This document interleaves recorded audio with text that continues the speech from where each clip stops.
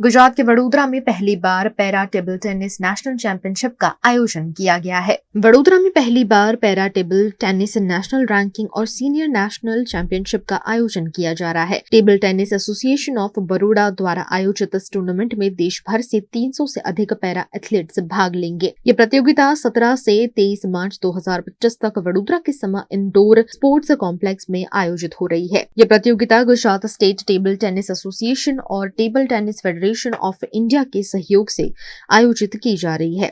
इसमें देश भर के 35 से अधिक राज्यों से पैरा पेडलर्स हिस्सा लेंगे। प्रतियोगिता का title sponsor ultimate table tennis है, जो टेबल टेनिस को जमीनी स्तर से लेकर राष्ट्रीय और अंतर्राष्ट्रीय स्तर तक बढ़ावा देने का काम करता है। હું પહેલા તો આભાર માનીશ TTFI અને GSTTA નો કે આ વિશ્વાસ વડોદરાના એસોસિએશન પર મૂકવામાં આવ્યો છે।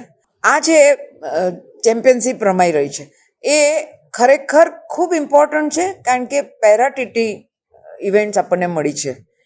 નેશનલ રેન્કિંગ અને સિનિયર નેશનલ ચેમ્પિયનશિપ બંને એટલી બધી અગત્યની છે સ્પર્ધકો માટે પણ કે આ એમનું આગળનું ભવિષ્ય પણ નક્કી કરશે અને આગળ પણ એમને જે કંઈ ચાન્સ મળવાના છે એનો બેઝ, એનો આધાર આ ચેમ્પિયનશિપ અને આ ઇવેન્ટ રહેશે। માનનીય વડાપ્રધાન શ્રી નરેન્દ્રભાઈ મોદીજીના હૃદયના સૌથી નજીક તેવા દિવ્યાંગ ખેલાડીઓ હોય છે।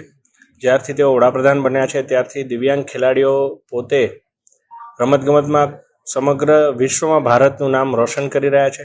આપે જોયું હશે કે હજુ સુધી ટેબલ ટેનિસમાં ઓલિમ્પિક્સમાં જેટલો સારો દેખાવ આપણા જે ઓલિમ્પિયન્સ નથી કરી શક્યા, ભારતીય ઓલિમ્પિયન્સ, એના કરતાં સારો દેખાવ આપણા પેરા ઓલિમ્પિયન્સે કર્યો છે। આ વખતે જ્યારે રાષ્ટ્રપતિ ભવનમાં ખેલ પુરસ્કારમાં મેં હાજરી આપી ત્યારે પણ જાણીને ખૂબ આનંદ થયો કે સૌથી વધારે ખેલ રત્ન પુરસ્કારો પણ દિવ્યાંગ આપણા ખેલાડીઓને આપવામાં આવેલા છે।